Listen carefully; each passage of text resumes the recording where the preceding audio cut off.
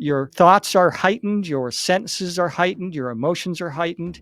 You have perfect vision. People who are in realms of heaven that are kind of laid out like earth say that they can look at a flower on a mountaintop, 100 miles away, count all the petals. Anytime something is far outside of the paradigm of a person's core beliefs, they tend to reject it. So I've heard many testimonies where the person had a near-death experience in the hospital and they're back and they tell their doctor all about it. The doctor says, "Oh, I don't want to hear about that. You were hallucinating." That's kind of ridiculous because the way they describe it is they come out of their body. They feel more real and more alive than they've ever felt in their life. It's like when you're dreaming, you think your dream world is real. And when you wake up, you realize, oh, this is the real world. There is not a single person on earth who doubts which world is real. Nobody says, well, let's see, I've got this world where I'm awake and then I go to bed at night and I'm in this other world doing other things. Nobody doubts which one's the real world. And it's like that, but a much higher level of consciousness. But now it's becoming much more widely accepted. You'll even see that in the movies. We're not going to be doing things like cutting down trees. A tree is a conscious being with an intelligence and a spirit. And we're not going to cut them down to build houses with. Of course, it's going to change the whole planet. So the cutthroat competition is going to be replaced by loving cooperation. We are going to start cooperating with nature. We're going to form relationships with plants and animals. We're going to learn how to telepathically communicate with each other. And so the dark stuff is being exposed. The bad behavior is being exposed. It's been there always. It's just now coming to the surface. And as it comes to the surface, it's going to be dealt with.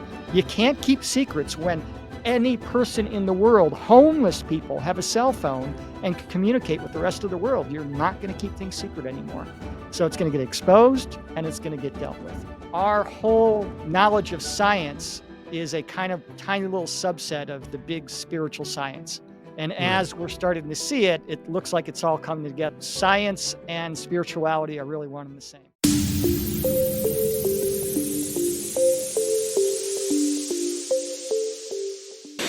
Hey everyone, my name is Christian and welcome to today's show. Today we have an incredible guest, David Suich. David is a near-death experience researcher and author of God Took My Clothes and spiritual counselor.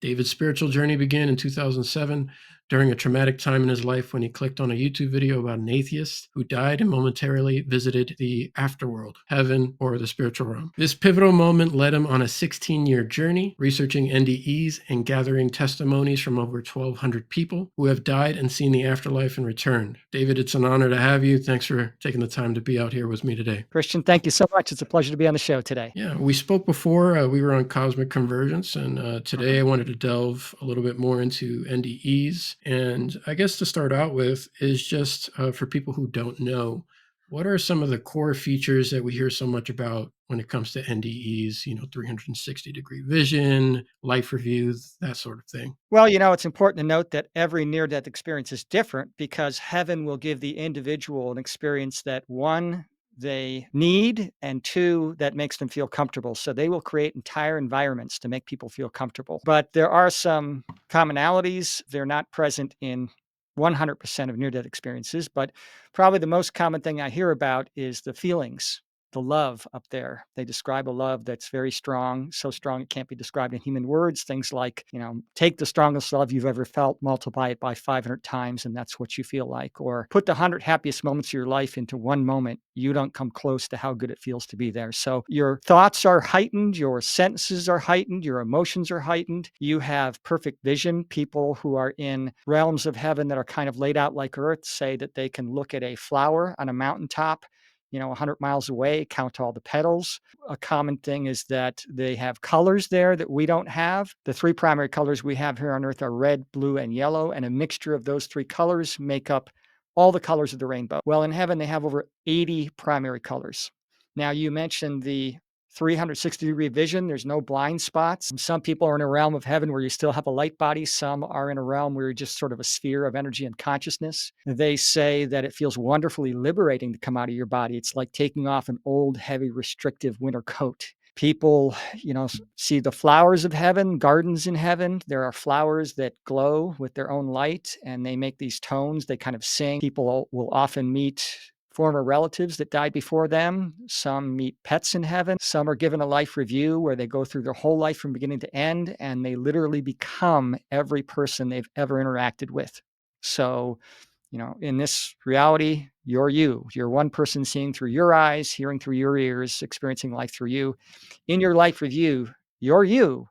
And then you're the people that were around you, and you experience exactly what they felt in reaction to what you did and said. And so there are a lot of elements like that. There's no judgment up there. So when they take you through these life reviews, there's no judgment about good or bad. It's just all a lesson for learning. And so those are the major common elements. When you were talking about being able to see the petals on a flower, like, a million miles away and that kind of thing, there was a near-death experience, a woman who said her daughter would wear these like corduroy or type shirts or something, and she got to become part of the fabric. And she's like, there was just so much detail and that sort of thing. And I've also encountered in my own research the light body phenomena, people with light bodies, a different degree of light, some brighter than others, I guess, wherever they are on their spiritual journey, or even the spiritual orbs that people see. There's even cases of people seeing orbs just float through our reality where you can see them. I even have a video of that. I might put that up. So that is really fascinating. And for those of you who haven't yet, I highly recommend reading David's book, God Took My Clothes. I've read it. It's really awesome. I'm going to put the link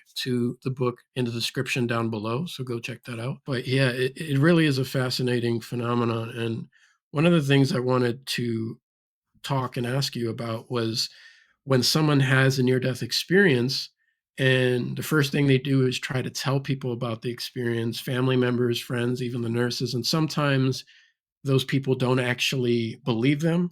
So, sometimes out of an act of desperation or trying to be open-minded about who they can go and talk to about this sort of thing, is they will go to their religious communities or church or whatever religion the person has. Those factions end up not believing them either, or they'll have certain, because Jesus wasn't there, this wasn't actually real, it was of the devil. Can you talk about that a little bit? Well, sure. Anytime something is far outside of the paradigm of a person's core beliefs, they tend to reject it. So I've heard many testimonies where the person had a near-death experience in the hospital and they're back and they tell their doctor all about it. The doctor says, "Oh, I don't want to hear about that. You were hallucinating." Well, Right. that's kind of ridiculous because the way they describe it is they come out of their body.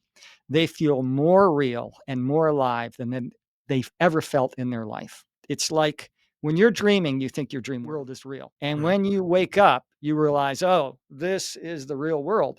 There is not a single person on earth who doubts which world is real. Right. Nobody says, well, let's see, I've got this world where I'm awake, and then I go to bed at night and I'm in this other world doing other things. Nobody doubts which one's the real world. And it's like that, but a much higher level of consciousness. So there's no doubt in the individual's mind that this experience was very real. But people say, oh, you were hallucinating, or you were given drugs in the hospital, where a lot of people weren't given any drugs. They're an accident or something like that. And of course, they try and tell somebody in their religion, if they're a religious person, and that's outside of the very narrow view that many religions have, and so they get shut down. And if you were a person 100 years ago that had a near-death experience and you told your doctor about it, or you talked about it, chances are they'd put you in a mental institution. But now it's becoming much more widely accepted. You'll even see that in the movies. People will joke Mhm. around about it, right? Don't go towards the light, Steve. Stay here with us. They know. And so as time goes on, it's going to become more widely accepted thanks to the great communication we have, the way we're communicating now. It just wasn't around 50 years ago. So people are opening up about it. They're being a little more free with it. But yeah, there's a lot of pushback. People don't like having their core beliefs challenged. It upsets Right. them. And a lot of people aren't ready for the message of a higher truth that I brings. agree with you. And it is coming to the forefront of our community, civilization, whatever you want to call that. Like, it's coming into people's awareness. They even have a very well made looking, I haven't even seen the movie yet, but I want to, movie called Afterlife, I believe, and they even have Dr. Jeffrey Long in it. talking with different people, a doctor who had a near-death experience, and some other people, a guy in a plane crash, like all these people just saying the same things. And what I like to say to people who doubt this, or they'll say it's a trick of the dying brain, I always bring up veridical evidence because I never mention that. So for people that aren't aware, veridical evidence is whenever someone's able to recount information they couldn't have otherwise gotten unless they were actually there, seeing what they were seeing, smelling, hearing. And a lot of times that vertical evidence comes in strange ways where they're actually hearing the thoughts of the people around them, even the doctors themselves. And when they tell the doctor, hey, at this moment you were thinking this or you were doing this, even if they were in like 10 rooms away from where their body was and no one was in the room with them, how is it possible that they could recount that information? And I know that Dr. Bruce Grayson held a panel. He had a panel, and he was going through numerous cases of veridical type situations where the patient was able to recount something. Somebody tells the nurse about what they had in that information in the NDE, and it freaks them out, and they're like, how could they know that? That kind of information. So I find it really fascinating. And I also, the part where you were talking about it being real, like nobody doubts this reality, which I can agree with. But I also often ask people, like, prove to me that this is the real reality that we're having. How could you do it? And that's very hard to like put into words. You just know it, right?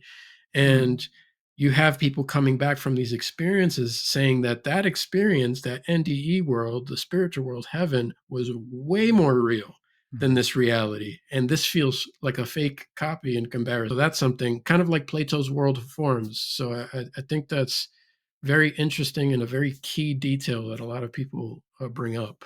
Oh, yeah, and, when it comes to this different reality and people say, "Oh, it's a trick of the dying brain," I saw this, documentary about near-death experiences, and they had, some specialist on, and they say, "Well, when you die, the cones that control your vision, they start to die from the outside. And so it can look like a tunnel with a light.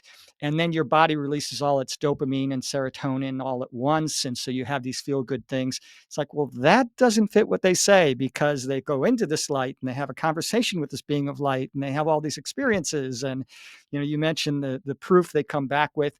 And, hallucinations don't change people's lives. And these people come back completely changed. They come back less materialistic, more altruistic, whatever they were chasing before in their life, whether it was a career or a hobby or money or, business or whatever, that tends to take a back seat and their major focus becomes loving meaningful relationships and making a valuable contribution to humanity. They often have a career change. The very first near-death experience I ever heard, the man was an art teacher, sort of a militant atheist, and he came back and became a pastor in the United Church of Christ. And there was one case of a billionaire who gave up all his ties to the financial industry and became a marriage and family counselor. There was one man who was a policeman, and when he came back, he became a high school teacher. Another man who had been involved in organized crime came back and became a counselor for young people who were delinquent and involved in crime and helping them. So, hallucinations don't change your life and the whole way that you see the world and do things. So, you made a good point. Like, where is the proof? Well, there is no proof. I mean, if you were the only person in the world who remembered your dreams, we all still dream, but you're the only one who remembers. You Right. would have no proof to say that you have these dreams, and it's kind of like that. So. Right. And to also add to this, one of the things that there are two cases that I'm aware of, and I know that there are more of these, and I've come across more of them, but the two that are coming to mind are Pam Reynolds and Dr. Eben Alexander. And they're significant because Pam Reynolds, she went through a standstill operation procedure where they tape her eyes shut, cut into the femoral artery, drain her of blood, drain the brain of blood, and they chill the body down. They stop the heart. They also For give an hour. She was brain yeah, dead with a heart stop for an hour. exactly. And the doctor had mentioned, and he says this, and I know that he says this because I've watched the video so many times, but he mentions that they give him a drug of some kind to stop all metabolic activity in the brain. So you have this going on for over an hour, and she's able to recount all the details that happened in that room. And all the doctors are spooked. They're like, "How? There's no way she could know that." And you Yeah. have Eben Alexander, who had a severe case of cerebral bacterial meningitis. His brain wasn't functioning, and he even has a case report, and I have the case report, and I'll put that in the link in the description below for anyone who wants to see it. With the doctors trying to figure out how he could have at all, based on his condition, any kind of coherent conscious experience with that much detail. So there's that. So I find them, I never get tired of looking through those types of cases, and I find them really interesting. Do you personally have anyone in your life who's close to you that have had NDEs or anything like that? That's something I didn't ask before. Yeah, I had a great uncle that had an NDE. He didn't tell me much about it. And then, to my shock and surprise, my Aunt Donna, who's on the other side of the veil now, but when I was doing my research, I told her I'm writing this book about it. And she says, "Oh, well, when I gave birth to your cousin, I had a near death experience and she was in heaven and she told me all about it." And she was always this amazing, very spiritual person. And that's probably why. One guy dies and he meets his brother in heaven who died Yeah. before him. And brother takes him around and he comes back and says to his parents, "Hey, mom and dad, I met my brother in heaven. He didn't have a brother. He said, he was a miscarriage." And of course, their faces turn white because they had a miscarriage and they never told anybody about it, things like that. So, One of the things I also have a person that I know, a friend who was aware of near death experiences, and she's heard the stories and everything. But then, not that long ago, I think last year or so, she had a near death experience of her own. And she was like, it's real. All of it's real. Even going into a reality or realm where she could feel and see colors that we don't have here. And even though colors had sounds to them, everything was just surreal. So it's just cool to hear that, and more people talking about this. So what do you think that once we get to this point, because it seems like we're getting there, we're getting to a point where we're eventually going to, as a collective, realize that we don't actually die when the physical body dies, and consciousness, the soul, life goes on afterwards. What does that look like to you? What kind of civilization does that look like to you? well, one of the major elements that people bring back from their near death experiences is that we are all connected and that we are Right. more connected than separate. Now, down here on planet Earth, we have the illusion of separateness for the purposes of learning, but it's just an illusion. So, just that one little fact, when humanity becomes aware of it, is going to change things tremendously because near death experiences have said things like, "You bring hope or joy to just one soul, and millions receive the vibration." One Right. person living in unconditional love is more powerful than millions living in fear. And when we are all aware of our common connection and the fact that if one person is suffering, it affects the whole. If one person is helped, it positively affects the whole. That's going to change things. We're not going to allow certain things to happen like 60,000 people that are homeless on the streets of Los Angeles and many Right. homeless. And, that's low hanging fruit. With a little bit of money and effort, you can bring hope and joy to those souls and give them a chance at life again. And of course, it's going to change the way we treat Mother Earth because we see ourselves as separate from nature. And the fact is that we're a part of it. And Mother Earth has a spirit and an intelligence that inhabits her, just like we have a soul that inhabits the human body. And we have been for many centuries abusing Mother Earth. And so that's going to change the way we treat the planet, the way we treat nature. I mean, the way we see it now is as a resource to be exploited, right? Generally for Right. money, natural resources. Well, we're not going to be doing things like cutting down trees. A tree is a conscious being with an intelligence and a spirit. And we're not going to cut them down to build houses with. That would be like if I said, "Oh, I make these beautiful little, figurines that I carve and they're made out of bone. And I kill young children and use their bones to make these Right. beautiful." That's just horrific. And of Right. course, it's going to change the whole planet. So the cutthroat competition is going to be replaced by loving cooperation. We are going to start cooperating with nature. We're going to form relationships with plants and animals. We're going to learn how to telepathically communicate with each other and with nature. And we're going to learn a lot from nature. We're going to do things like tell plants, "We want you to grow here in this way." And so, just by communication, we're going to create beautiful heavenly gardens here on earth. When I talk about the future, this is just the potential future because we have free will. But what I've heard from the few near-death experiences that talk about the future is there's going to be these small communities of about 100, 150 people. They will resemble in their structure indigenous tribes, sort of everybody contributing, doing the best they can, using their talents to contribute to the community out of love. There's going to be a lot of high technology, but it's going to be limited use because we're going to find out that biology is the best technology. No more cell phones. It'll be all telepathic communication. And so it's just going to be a different world. It's not going to be quite like heaven, but compared to what we have today, it's going to feel like heaven on earth. And of course, war is going to go away. Peace on earth will be the first step. Once we Right. get that, that's when we're really going to start to cooperate. And we're about 150 years away or so. There's no set timeline from this new world of love that's coming. And it's going to be very different from anything we have today. It would be like if an alien came to the planet and looked around today. He had never seen Earth. He would look around and say, "Oh, you guys are going to destroy yourselves. You're trashing the environment. You've got all these processed foods. You got GMOs contaminating your food supply. You're fighting each other. You got economies that are all messed up. Your healthcare system is messed up. You got all these crises. You can't get along with each other. You're going to kill yourselves." And if you came back 150 years, his jaw would drop. What did these humans do? How did they clean their act up so fast? They made this place into a garden paradise. Think about Right. the earth 150 years ago. Farming communities, no electricity, very little technology. It was very different. Well, that's how different it's going to be 150 years from now. We're not going to destroy ourselves. We got past that. That was the likely potential for many years, thanks to a lot of help from above, not just heaven, but our alien friends. We are not going to destroy ourselves. We're going to become an ascended species.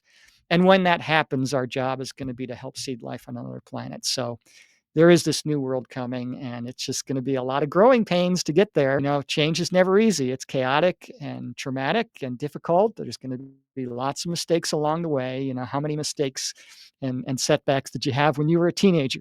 Teenagers make Right. lots of mistakes, but they do grow up. So we'll get there. Just a matter of time. And I agree with you, and I'm glad you brought that up because near-death experiencers now are starting to talk about future visions that were given Yep. and how one near-death experiencer on his way back to his body, he said he got to see a future where we were like heading towards. He couldn't really understand like what happened because it seems like from today, what the news shows, it seems like we're getting worse, and that was what was going on in his mind, and he was like, I don't know exactly what happened. I know that there were some things that were happening to Earth, like weather changes and big things we may call cataclysms, but he says that those things kind of facilitate almost like a cleaning in a way to like for a new age or a new world or whatever you want to call that.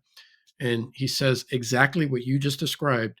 He said, we start to move away. People are going to start following their intuition more, and they start moving away from the bigger cities and they Yes. start having smaller communities with each other, exactly as you described, where we're more in touch with nature, more spiritual. We have jobs. But he said it was weird because it's not jobs in the way that we view jobs today. It has something to do more like what people talk about jobs on the other side, where it has something to do that's inherently a part of your being, like who you are. Like if you're a musician, then you do music. And because you do that, you're contributing to the whole. And you don't really have to worry about things like a mortgage or any of that stuff. Everything's just provided for because we're all in that kind of awareness level, all in that agreement. That's also part of some of the questions I had for you about like future visions. Like, did you hear anything more or anything added to that kind of thing? Because they did mention also like that war stuff is going to go away. That's not, it becomes nonsensical, especially when you understand what the life review is and you understand that people have them when they leave a physical body, and becoming someone you hurt, intentionally or unintentionally, and you get to become them and feel how you made them feel. It's almost like it's the perfect system because now you understand, it's not punishment, but now you understand, especially since you're the only one judging yourself. Nobody's judging you from all the reports that come in. Yeah, exactly. I one of the things I learned is that revenge is absolutely impossible. Whatever I do to Right. somebody, I'm going to experience that because we're all connected.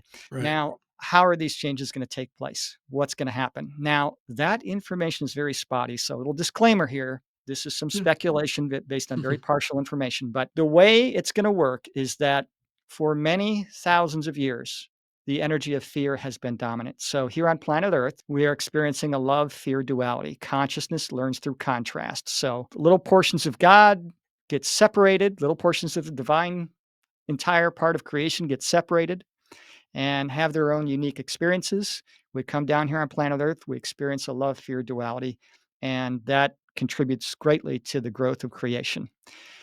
Energy of fear has been dominant. Well, now, for the first time in a long time, the energy of love is dominant. And so, any organization, any political system, any financial system, any corporation, any group, anything that isn't based on love, compassion, and integrity is either going to fail or they're going to have to change very quickly to become based on that because it is no longer being supported. The top down authority structure is no longer being supported. And so, when you turn on the 6 o'clock news, it seems like the whole world is falling apart. Nothing could be further from the truth. We're going through changes. And as the old systems become more dysfunctional, we're going to replace them with things that work. So it's not going to be the wealthy hoarders, who build underground bunkers that are going to thrive in the coming Right. years. It's going to be the people that form partnerships and cooperation with their neighbors and their community and start doing things to share. We'll have a very slow march in the opposite direction when it comes to manufactured goods and services. So 100 years ago, 1924, we had much of the same things we have today. There's automobiles and houses and appliances and refrigerators and many things that you could buy, but it wasn't very common. You go into the average household, they had very few material possessions compared to today. Right. And there's going to be a slow march in the other direction. We've already seen the beginnings of it with problems in the supply chain and things like that. And as we can no longer depend on this giant worldwide economy, we're going to have to start doing things locally. And so we're seeing the beginnings of it, locally grown. Well, that wasn't a term 50 years ago when I was a child. You never heard that. There was no phrase to describe that. There's going to be co-ops, you know, managerless corporations that are owned by the employees and the customers. And there's a large one in Europe called, I think, the Dragon Corporation, and it's one of the 100 biggest companies in the world. Now we're seeing farmers markets and things like that. So we're seeing the very beginnings, and out of necessity, we're going to stop fighting and start cooperating. And we're going to find out that it's a much different world. And of course, the globalists who want to maintain their control are going to get more and more brazen because they're freaking out. They're losing the game. They know they're losing, and so they're getting more aggressive in their measures of control and manipulation. And they don't realize that the more aggressive they get with those measures, the quicker is going to be their downfall. They're causing their own demise. Right. So it's going to be this from our perspective, it's going to be a very slow march towards this new world. Cryon, channeled by Lee Carroll, likes to say, get used to the acronym SUCK. Slow, uncomfortable change, But again, yeah, anybody listening, you don't have to be part of that chaos. If you have the intention and you say, during the chaos that we've already seen, that's probably going to be more of that. I am not going to be part of that. I'm going to be surrounded by loving, meaningful relationships. I'm going to have a job I can make a meaningful contribution to humanity. I'm going to be kept safe and I'm going to have all my basic necessities met. I'm going to have an abundance of health and financial prosperity. If you set your intention on that, and you believe it, that will happen. You don't have to be part of the chaos. I completely agree with you. And it's funny because as you're saying that, like I'm seeing all kinds of stuff. Like I don't watch the news that much, but there are things that come through social media sometimes, and it's all over where all this corruption is being like found out, and now that it's in front of them they have to deal with it, and a lot of people don't like it, so they're starting to use their voice to say something. And you have places in Europe, France, and Germany, they're fighting for their own freedoms and things too, and they're tired of having like governments like dictate what they can and can't do, and buying up their land, things like that. We are seeing that. So for anyone watching, I always say, don't think that it's hopeless, because there is change coming. And there's a lot of things that we're unaware of. We don't even see on the news that are happening behind the scenes. And I think that people talking about this, especially near-death experiences. You mentioned aliens before and all that stuff. We have stuff in Congress now, and there's this whole thing coming out. It's like this giant wave of awareness coming out, and we're going to really start to remember who we really are.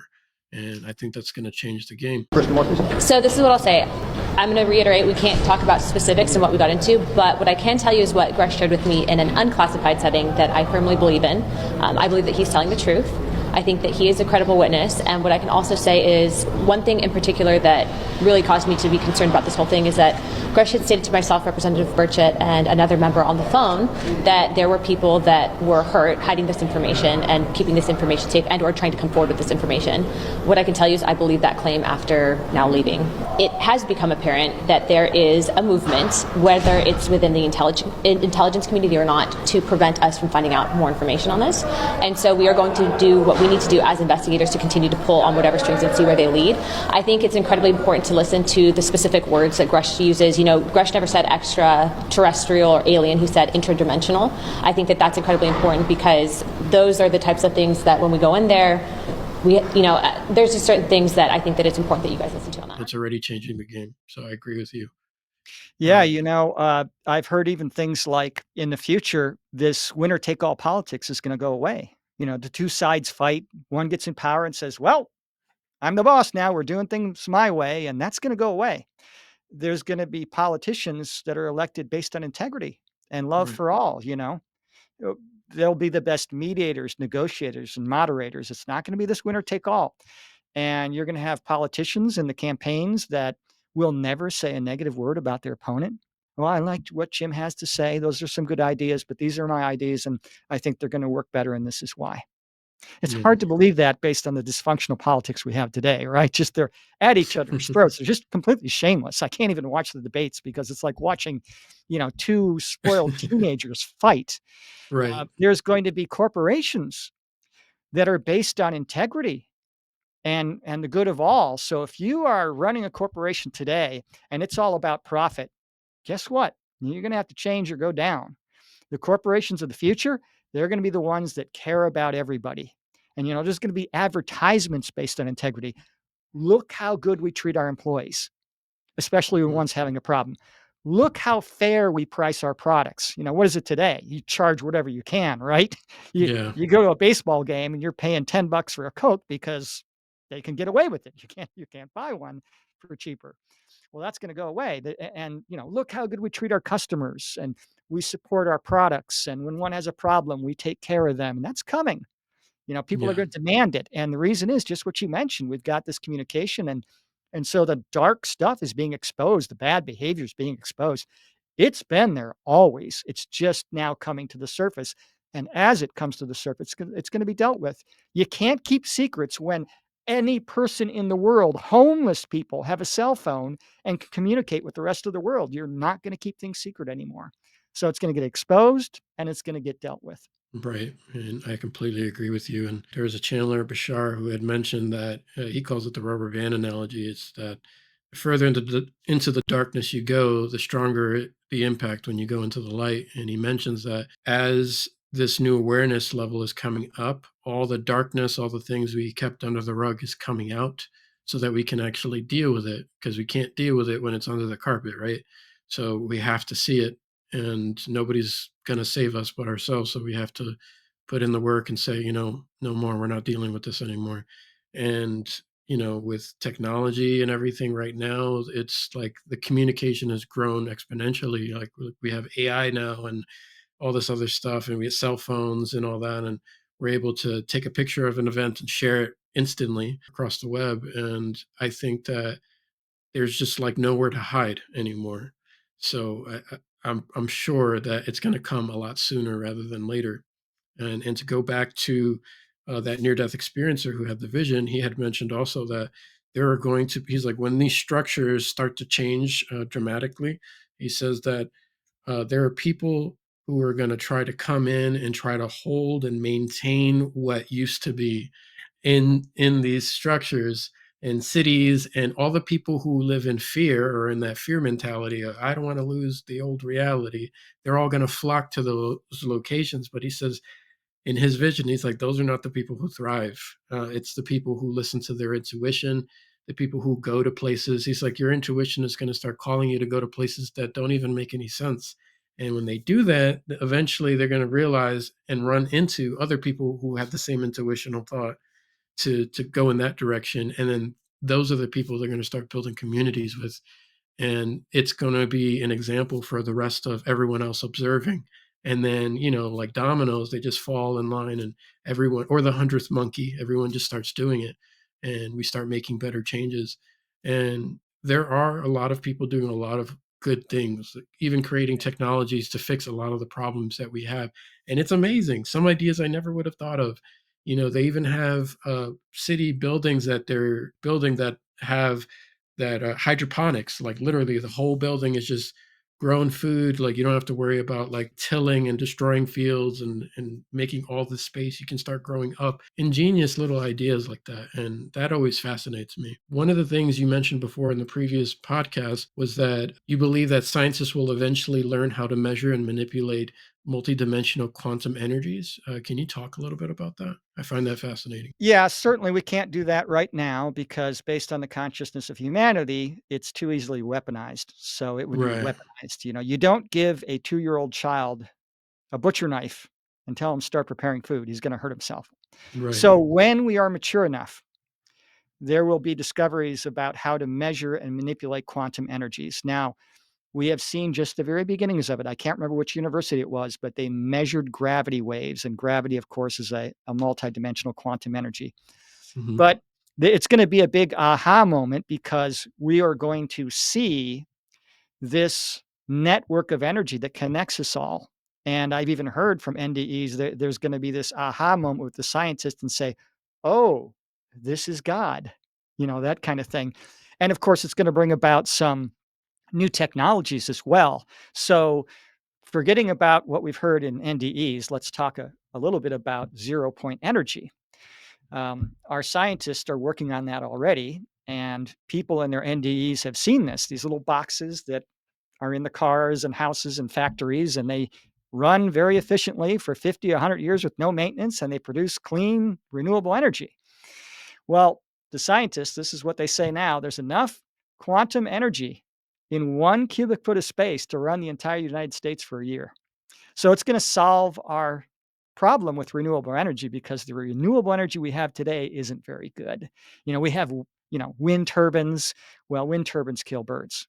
And the Hmm. information from heaven is that if the birds die, we die.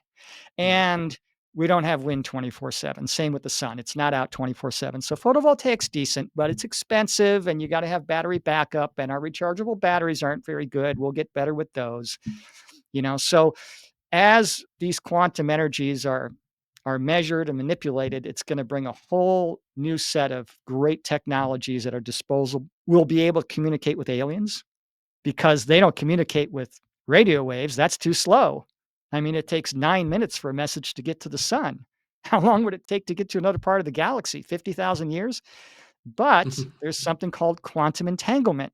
And Einstein called this spooky reaction at a distance. You change the spin on one subatomic particle, and if it's quantumly entangled with another subatomic particle, that other subatomic particle instantly changes its spin, zero time in between. And that's how some of the aliens communicate. So we'll be able to communicate with aliens we didn't know were there. It would be like an island in the middle of the Pacific somewhere that's never been discovered. And the ancient tribe is slowly developing technologies. And all of a sudden, they develop a shortwave radio and they go, oh my gosh, there's all these broadcasts. We're not alone. It's going to be this aha moment. So, yeah, it's going to be a wonderful, beautiful time for humanity as these things happen. Yeah, and that is incredible. And um, I'm glad you brought that up. And 0 point energy. And Dr. Thomas Vallone he has a couple of books out on 0 point energy, and they even held a conference before former members of Congress talking about not only is it possible, it's already been done. It's just it's a whole suppression of this type of technology because it would change the game. Fossil fuel industries would go under, and it would be a problem for the people who want to hold on to their assets and things because who wants to use that? Or like kind of like Tesla, who tried to give us wireless free electricity, and he was funded by JP Morgan, right? And JP Morgan owned copper lines. So it's like you put two and two together, and it makes sense why Tesla died penniless. Another thing is, and we don't have to dive too deep into that, but like the UFOs are displaying an alternative energy source. And Ryan Graves, pilot Ryan Graves, had mentioned on the news, in Congress, also under oath, that these craft were flying there all day, no refueling. They don't need to refuel in Category 5 hurricane weather situation. So like, how is that possible? And with the 0 point energy thing, there's also another guy, I forgot his name, but he researched into interviewing over 5,000 different remote viewers. He asked them all to kind of remote view into the future, because remote viewing is also not just about like seeing another location when you're not there. Kind of like when someone has a near-death experience and they say everything is happening all at once. Yes. And No time time, having. yeah, and then how we perceive time is kind of actually an illusion. But Yes. same thing with remote viewing, you're able to tap with higher levels of consciousness. You could tap into probable futures or timelines and things. And a large amount of these people out of the 5,000 were all saying that there's this box that's just running everything. Like you can have one in your car and they can't explain it. They're not scientists. They're like, I don't know what that is, and, you can have it running your home and there's no more wires. We don't have wires running anywhere. And there's just that constant report of that. So I think that's really important. I think it's coming. I think that's definitely coming. Yeah, a lot of Yeah. new technology is gonna come that are really gonna change the game, and, of course, that's gonna be part of what's bringing this new world of love, because a lot of people right now are in survival mode, and even those who are kind of in common consciousness where they're not struggling to survive, it's still a bit of a fight, isn't it, to provide for yourself, and well, imagine a world where you can communicate with plants and grow the food, and, all your basic necessities are met because we have this amazing technology. Well, what do you do every day when you wake up? You get together Right. for your neighbors. Well, let's create this beautiful garden, or let's build a civic center where the community gets together and has events. I mean, when you are not worried about surviving and meeting your basic necessities, it's really going to free up creativity and innovation, and it's going to change the game. Yeah, it's exciting future that we have. And to add a little bit more science to this stuff and how it connects, because I know some of this stuff can sound out there to some people, a lot of near death experiences, and we mentioned it before, report that they have light bodies when they leave the physical body. They're a light body or they're a sphere of energy with awareness. And spirit guides, even mentioning that we're all beings of light, all of us. I find interesting about that statement is that now there are actual articles that there are scientists coming up with a theory based on the evidence and what it's providing them, is that we're living in a simulation, or what they call a holographic universe, which is light energy. So I find that very, very interesting that you're finding like how science and like spirituality are like slowly beginning to interconnect. And then soon, like you mentioned earlier, we're going to have that aha moment. Well, I mean, yeah, that's how we see it, that the 2 are coming together, but really we're starting to see the truth, right? Right. So, like, you've seen these shows on TV where the magician shows you how he does the trick. So, Yeah. what's so fascinating about a magician? Well, he does this trick and it amazes us, and we say, "Wow, why?" Because we think there's a conflict. We know what the laws of physics are, and now we're seeing something that defies those laws of physics. Well, what happens when the magician shows you how he does the trick? You go, "Oh, okay. Yeah. That's not magic. Now I get it." So, our whole knowledge of science is a kind of tiny little subset of the big spiritual science.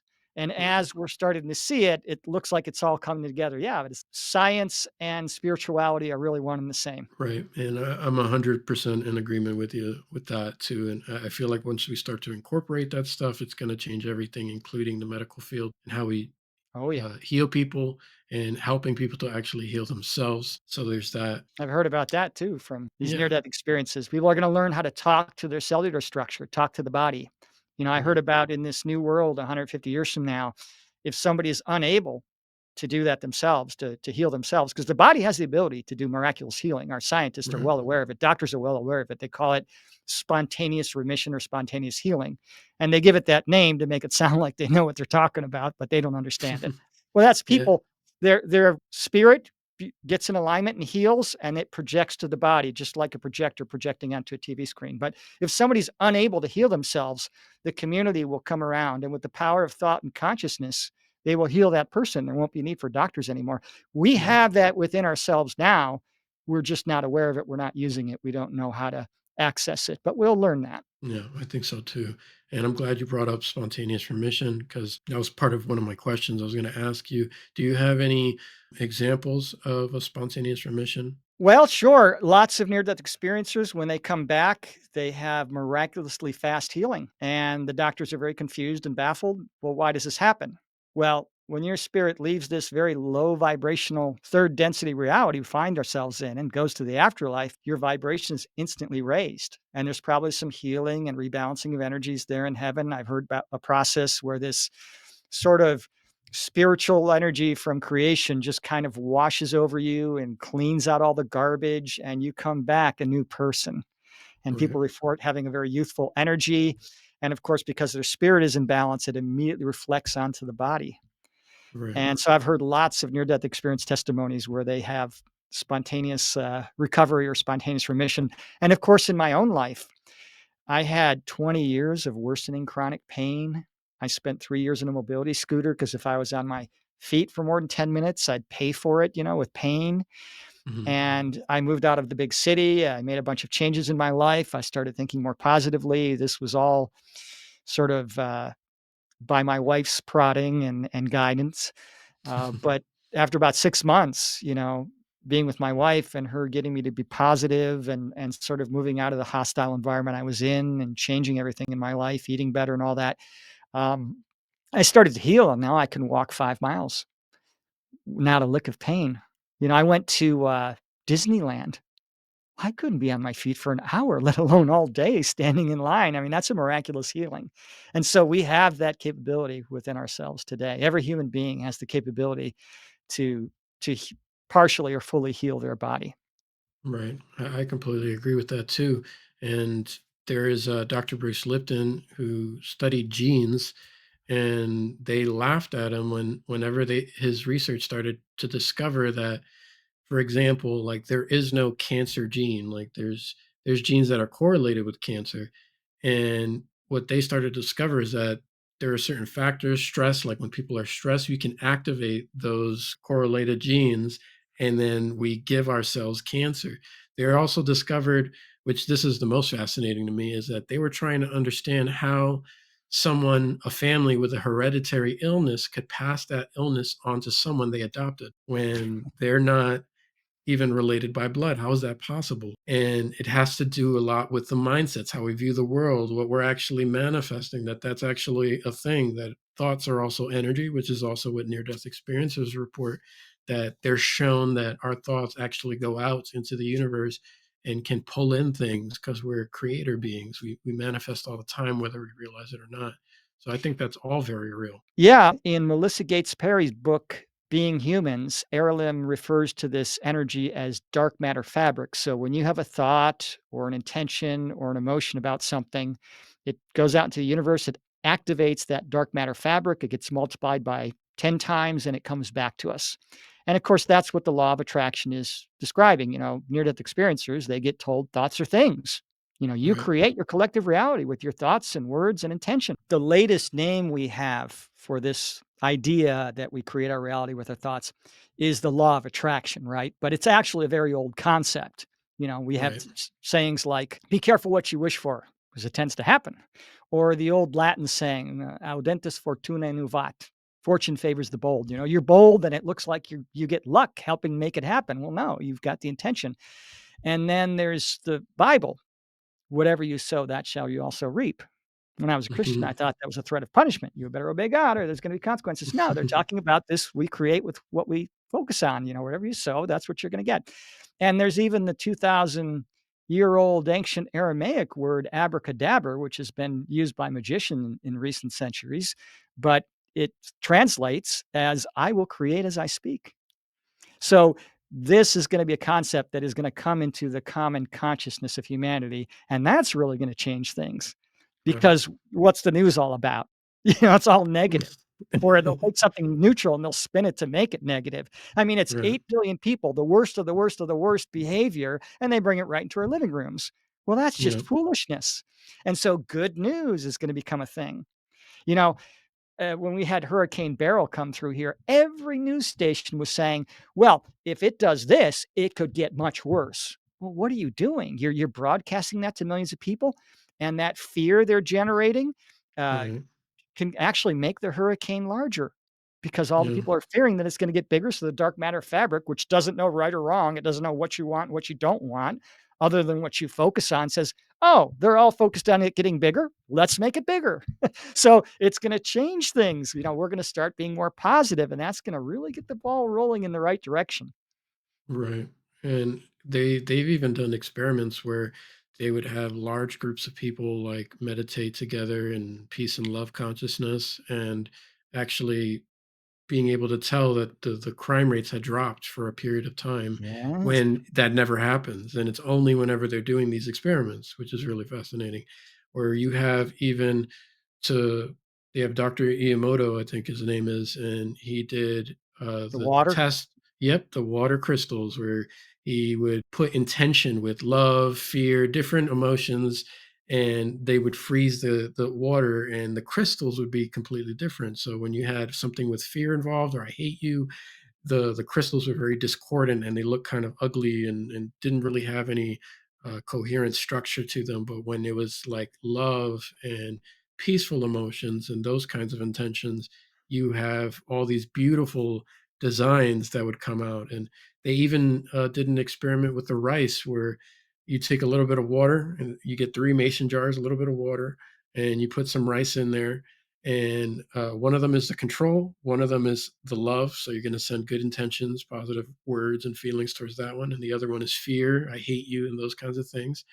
And it's crazy because people all over the internet were doing it, and they're like, oh my god, it works. And Yeah. the ones that they sent love to, it actually like fermented, it had like a lightish color to it. And then the ones that said I hate you started to grow old, and it moldy, and it was black. And the control was actually, in a lot of cases, was the worst, because no energy was sent to that one whatsoever. And that I find interesting.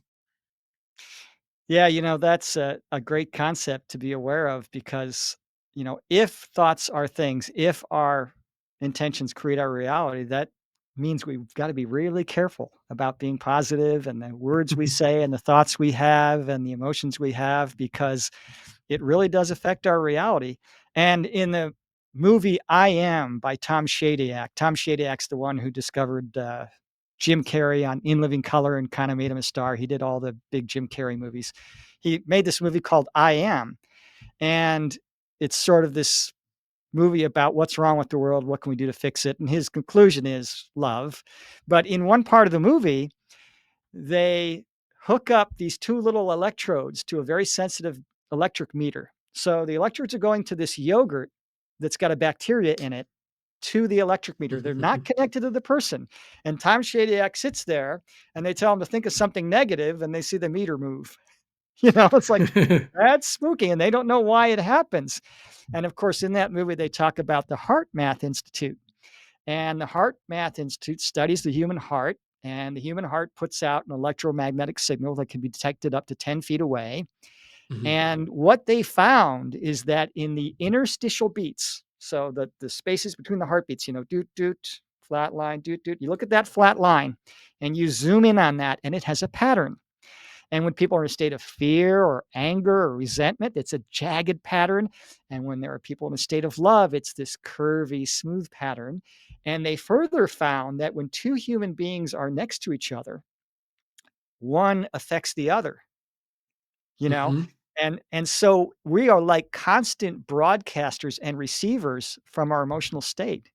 And Right. as we get people waking up spiritually, this great awakening and people focusing on positive and focusing on love and compassion and kindness and joy and forgiveness and gentleness and self-control, that's going to affect the world. And so the most negative, evil, horrible people that aren't even working on becoming the best version of themselves or working on their own spiritual maturity, they're going to get dragged up in consciousness with the rest of us because of this Right. effect.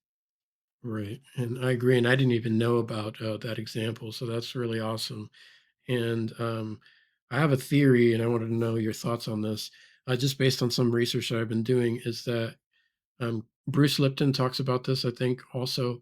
And my theory is also that as we start to increase in awareness and we start to connect with our true selves, who we really are, and we realize how powerful we actually are, it starts to actually have a biological effect on our bodies. Or people, or Yes.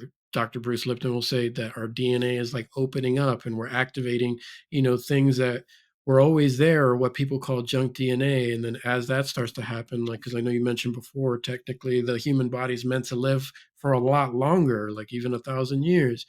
Yet, you know, um, based on how we are today, we don't live very long traditionally. So it's just, I think that we're going to start to live longer. We're going to heal faster. We're going to start having abilities, kind of like people who have an NDE don't have any kind of like psychic ability or anything. And then they touch the other side. And when they come back, all of a sudden they can see spirits, auras, that kind of thing. Oh, yeah. A lot of them do. The very first one I ever heard, Howard Stone, he was an atheist. And when he came back for a couple of weeks, he could see spirits and angels and stuff. And, he tells his wife, well, I want to go to church. So they walk into this church, and it was a big church. It was about 1,000 people or so.